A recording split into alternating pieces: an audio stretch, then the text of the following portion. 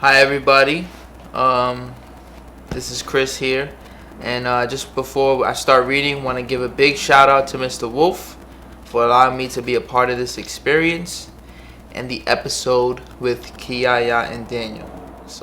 Thanks so much for that great introduction, Chris. It's my pleasure to be able to be working with my former students like you and Jenessy. Well, Forever Thursdays and Fridays continue today with another two fabulous guest hosts.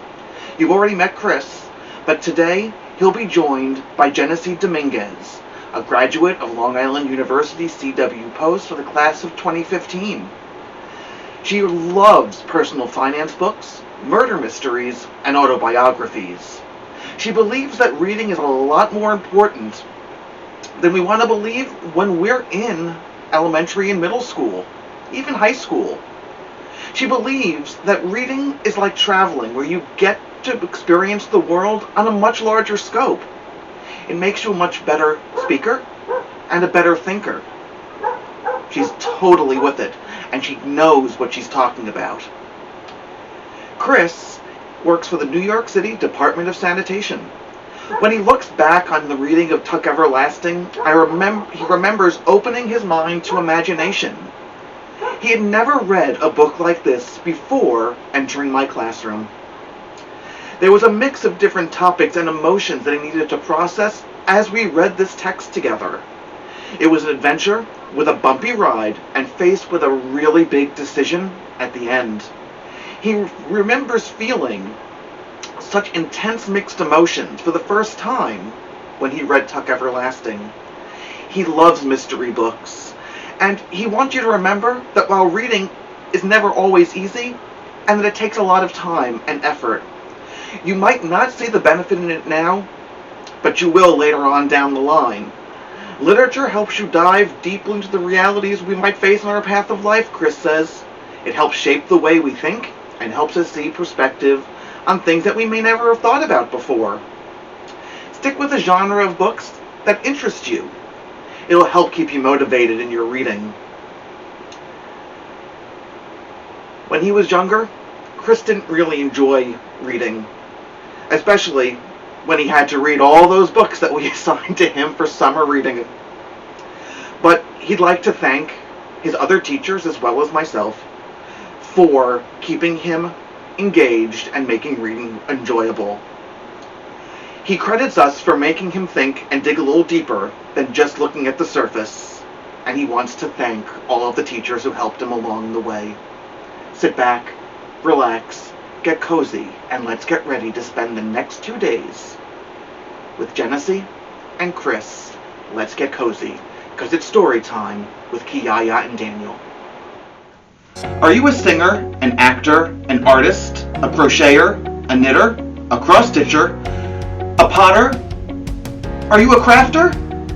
Coming soon to Rude Rangers TV is Crafty Conversations with... That's right, my outspoken friend Kiyaya and I are going to be launching our new show on Rude Rangers TV this spring. Email us at craftyconversations@STITCHINGwolfdesigns.com if you're interested in sharing your story with us. Follow us on our social media accounts. Or check our website out, www.stitchingwolfdesigns.com, or give us a call, 516-274-0350. The possibilities are endless. Stories are such an important part of our lives. Join my friend Kiyaya and I for Get Cozy, because it's story time with Kiyaya and Daniel, where we share some of the greatest picture books and chapters from children's and young adult literature to inspire you to keep embedding literacy into your days.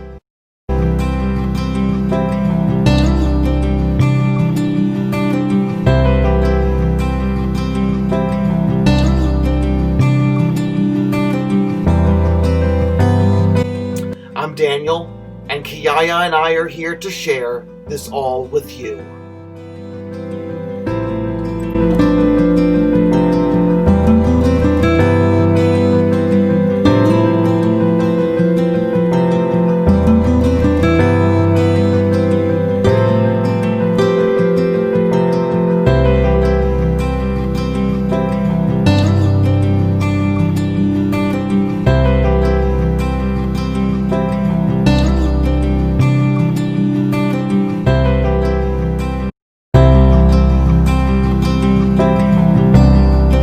was the strangest story Winnie had ever heard. She soon suspected they had never told it before, except to each other. That she was their first real audience, for they gathered around her like children at their mother's knee, each trying to claim her attention, and sometimes they all talked at once, interrupted each other in their eagerness. 87 years before, the Tucks had come from a long way to the east, looking for a place to settle. In those days, the wood was not a wood. It was a forest, just as her grandmother had said. A forest that went on and on and on. They had thought they would start a farm as soon as they came to the end of the trees. But the trees never seemed to end. When they came to the part that was now the wood, and turned from the trail to find a camping place, they happened on the spring. It was real nice, said Jessie with a sigh. It looked just the way it does now. A clearing, lots of sunshine, that big tree with all those knobby roots. We stopped and everyone took a drink, even the horse. No, said May, the cat didn't drink. That's important. Yes, said Miles, don't leave that out. We all had a drink except the cat. Well, anyway, Jessie went on, the water tasted sort of strange, but we camped there overnight, and Pa carved a T on the tree trunk to mark where we'd been, and then we went on. They had come out of the forest at last, many miles to the west, had found a thinly populated valley, had started their farm. We put up a house for Ma and Pa, said Miles, and a little shack for Jessie and me. We'd figured we'd start a family of our own pretty soon, and we would want our own houses. That was the first time we figured there was something peculiar, said May. Jessie fell off a tree. I was up in the middle, Jessie interrupted, trying to saw off some of the big branches before we cut her down, and I lost my balance and I fell. He landed plumb on his head, said May with a shudder. We thought for sure he'd broke his neck. But come to find out, it didn't hurt him a bit. Not long after, Miles went on, some hunters come by one day at sunset. The horse was out grazing by some trees and they shot him. Mistook him for a deer, they said. Could you fancy that? But the thing is, they didn't kill him. The bullet went right on through him and didn't hardly even leave a mark. Then Pa got snake bite, and Jessie ate the poisoned toadstools. And I cut myself, said May, remember? Slicing bread. But it was the passage of time that worried them the most. They had worked the farm, settled down, made friends. But after 10 years, then 20, they had to face the fact that there was something terribly wrong. None of them was getting any older. I was more than 50 by then, said Miles sadly. I was married. I had 2 children. But from the look of me, I was still 22. My wife, she finally made up her mind I'd sold my soul to the devil. She left me. She went away and she took the children with her. I'm glad I never got married, Jessie put in. It was the same with our friends, said May. They come to pull back from us. There was talk about witchcraft, black magic. Well, you can't hardly blame them. But finally, we had to leave the farm. We didn't know where to go. We started back the way we came, just wandering. We was like gypsies. When we got this far, it changed, of course. A lot of the trees was gone. There was people. The tree gap, it was a new village. The road was here, but in those days, it was most likely just a cow path. We went on into what was left of the wood to make a camp. And when we got to the clearing and the tree and the spring, we remembered it from before. It hadn't changed, no more than we had, said Miles. And that was how we found out. Paul carved a T on the tree. Remember? 20 years before. But the tree was just where it had been when he'd done it. That tree hadn't grown one whit in all that time. It was exactly the same, and the tea he'd carved was as fresh as if it had just been put here. Then they had remembered drinking the water. They and the horse, but not the cat. The cat had lived a long, happy life on the farm, but had died some 10 years before. So they decided at last that the source of their changelessness was the spring. When we come to the conclusion, May went on, Tuck said, "That's my husband, Angus Tuck. He said he had to be sure, once and for all."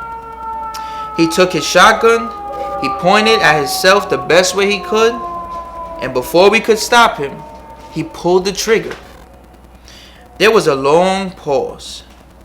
May's fingers, laced together in her lap, twisted with the tension of remembering. At last she said, "The shot knocked him down. Went into his heart. It had to, the way he aimed. And right on through him. It scarcely even left a mark. Just like you shot a bullet through water. And he was just the same as if he'd never done it." After that, we went sort of crazy, said Jessie, grinning at the memory. Heck, we was gonna live forever. Can you picture what it felt like to find that out? But then we sat down and talked it over, said Miles. We're still talking it over, Jessie added. And we'd figured it'd be very bad if everyone knowed about that spring, said May. We begun to see what it would mean.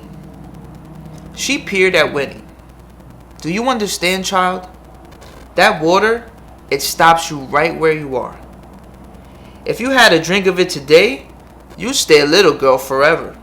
You never grow up, not ever. We don't know how it works, or even why, said Miles. Paul thinks it's something left over from some other plan for the way the world should be, said Jessie. Some plan that didn't work out too good, and so everything was changed. Except that the spring was passed over, somehow or another. Maybe he's right. I don't know. But you see, Winnie Foster, when I told you before I'm 104 years old, I was telling the truth. But I'm really only 17. And so far as I know, I'll stay 17 till the end of the world.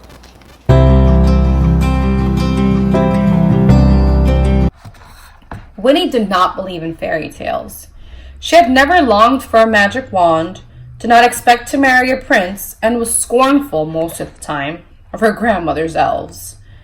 So now she sat, mouth open, wide-eyed, not knowing what to make of this extraordinary story. It couldn't, not a bit of it, be true. And yet, it feels so fine to tell somebody, Jessie exploded. Just think, Winnie Foster. You're the only person in the world besides us who knows about it. Hold on now, said Miles cautiously. Maybe not. There might be a whole lot of others, for all we know, wandering around just like us. Maybe, but we don't know them, Jessie pointed out. We've never had anyone but us to talk about it to. Winnie, isn't it peculiar? And kind of wonderful? Just think of all the things we've seen in the world. All the things we're going to see. That kind of talk will make her want to rush back and drink a gallon of the stuff, warned Miles. There's a whole lot more to it than Jessie Tuck's good times, you know. Oh, stuff, said Jessie with a shrug. We might as well enjoy it, as long as we can't change it. You don't have to be such a parson all the time. I'm not being a parson, said Miles. I just think you ought to take it more serious. No, boys, said May. She was kneeling by the stream, splashing her face and hands with cool water. Whew, such weather, she exclaimed, sitting back on her heels. She unfastened the brooch, took off her shawl, and toweled her dripping face. "Well, child," she said to Winnie, standing up. "Now you share our secret. It's a big, dangerous secret. We got to have your help to keep it. I expect you're full of questions, but we can't stay here no longer." She tied the shawl around her waist then and sighed. "It pains me to think how your ma and pa will worry, but there's just no way around it. We gotta take you home with us. That's the plan. Tuck, you'll want to talk it out. Make sure you see why you can't tell no one. But we'll bring you back tomorrow, all right?" And all three of them looked at her hopefully. "All right," said Winnie. For she decided there wasn't any choice. She would have to go. They would probably make her go anyway, no matter what she said. But she felt there was nothing to be afraid of. Not really. For they seemed gentle. Gentle and in a strange way, childlike. They made her feel old. And the way they spoke to her, the way they looked at her, made her feel special. Important. It was a warm, spreading feeling, entirely new. She liked it, and in spite of their story, she liked them too, especially Jessie. But it was Miles who took her hand and said, "It's really fine to have you along, even if it's only for a day or two." Then Jessie gave a great whoop and leapt into the stream, splashing mightily. "What'd you bring for breakfast, Ma?" he cried. "We can eat on the way, can't we? I'm starving." So, with the sun riding high now in the sky, they started off again, noisy in the August stillness, eating bread and cheese. Jessie sang funny old songs in a loud voice, and swung like a monkey from the branches of the trees, showing off shamelessly for Winnie, calling to her, "Hey Winnie Foster, watch me, and look what I can do." And Winnie, laughing at him, lost the last of her alarm. They were friends, her friends. She was running away after all, but she was not alone. Closing the gate of her oldest fears, as she had closed the gate of her own fenced yard, she discovered the wings she always wished she had. And all at once, she was elated. Where were the terrors she'd been told she would expect? She could not recognize them anywhere. The sweet earth opted out its wide four corners, to her like the petals of a flower ready to be picked, and it shimmered with light, and possibly till she was dizzy with it. Her mother's voice, the feel of home, receded for the moment, and her thoughts turned forward. Why, she too might live forever in this remarkable world she was only just discovering. The story of the spring, it might be true. So that when she was not rolling along on the back of the fat old horse, by choice this time, she ran shouting down the road, her arms flung out, making more noise than anybody. It was good, so good, in fact, that through it all, not one of them noticed that the man they had passed on the road, the man in the yellow suit, had crept out the bushes by the stream and heard it all, the whole fantastic story. Nor did they notice that he was following now, beside the road far behind, his mouth above the thin gray beard turned ever so slightly toward a smile.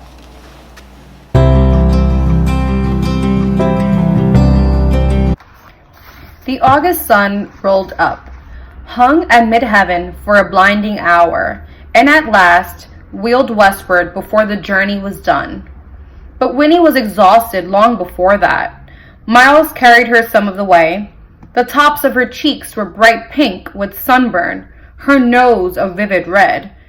But she had been rescued from a more serious bullying by May, who had finally insisted that she wear the blue straw hat. It came down far over her ears, and gave her a clownish appearance. But the shade from its brim was so welcome that Winnie put vanity aside and dozed gratefully in Miles' strong arms, her own arms wound around his neck. The pastures, fields, and scrubby groves they crossed were vigorous with bees, and crickets leapt before them, as if each step released a spring and flung them up like pebbles. But everything else was motionless, dry as biscuit, on the brink of burning, hoarding final reservoirs of sap, trying to hold out till the rain returned, and Queen Anne's lace lay dusty on the surface of the meadows like foam on a painted sea. It was amazing, then, to climb a long hill, to see ahead another hill, and beyond that, the deep green of a scattered pine forest, and as you climbed, to feel their air ease and soften. Winnie revived, sniffing, and was able to ride the horse again, perched behind May. And to her oft-repeated question, "Are we almost there?" the welcome answer came at last, only a few more minutes now. A wide stand of dark pines rose up, loomed nearer, and suddenly Jessie was crying, "We're home! This is it, Winnie Foster!" And he and Miles raced on and disappeared among the trees. The horse followed, turning onto a rutted path lumpy with roots, and it was as if they had slipped in under a giant colander. The late sun's brilliance could penetrate only in scattered glimmers, and everything was silent and untouched, the ground muffled with moss and sliding needles. The graceful arms of the pines stretched out protectively in every direction, and it was cool, blessedly cool and green. The horse picked his way carefully, and then ahead the path dropped down a steep embankment, and beyond that, Winnie, peering around May's bulk, saw a flash of color and a dazzling sparkle. Down the embankment they swayed, and there it was, a plain, homely little house, barn red, and below it the last of the sun flashing on the wrinkled surface of a tiny lake. "Oh, look," cried Winnie. "Water." At the same time, they heard two enormous splashes, two voices roaring with pleasure. "It don't take 'em more'n a minute to pile in that pond," said May, beaming. "Well, you can't blame 'em in heat like this. You can go in too if you want." Then they were at the door of the little house, and Tuck was standing there. "Where's the child?" he demanded, for Winnie was hidden behind his wife. "The boys say you brung a real, honest-to-goodness natural child." "So I did," said May, sliding down off the horse, "and here she is." Winnie's shyness returned at once when she saw the big man with his sad face and baggy trousers. But as he gazed at her, the warm, pleasing feeling spread through her again. For Tuck's head tilted to one side, his eyes went soft, and the gentlest smile in the world displaced the melancholy creases of his cheeks. He reached up to lift her from the horse's back, and he said, "There's just no words to tell you how happy I am to see you." "It's the finest thing that's happened in—" he interrupted himself, setting Winnie on the ground, and turned to May. "Does she know?" "Course she knows," says May. "That's why I brung her back. Winnie, here's my husband, Angus Tuck. Tuck, meet Winnie Foster." "How do, Winnie Foster," said Tuck, shaking Winnie's hand rather solemnly. "Well then." He straightened and peered down at her, and Winnie, looking back into his face, saw an expression there that made her feel an unexpected present wrapped in pretty paper and tied with ribbons, in spite of May's blue hat, which still enveloped her head. "Well then," Tuck repeated, "seeing you now, I'll go on and say this is the finest thing that's happened in, at least 80 years.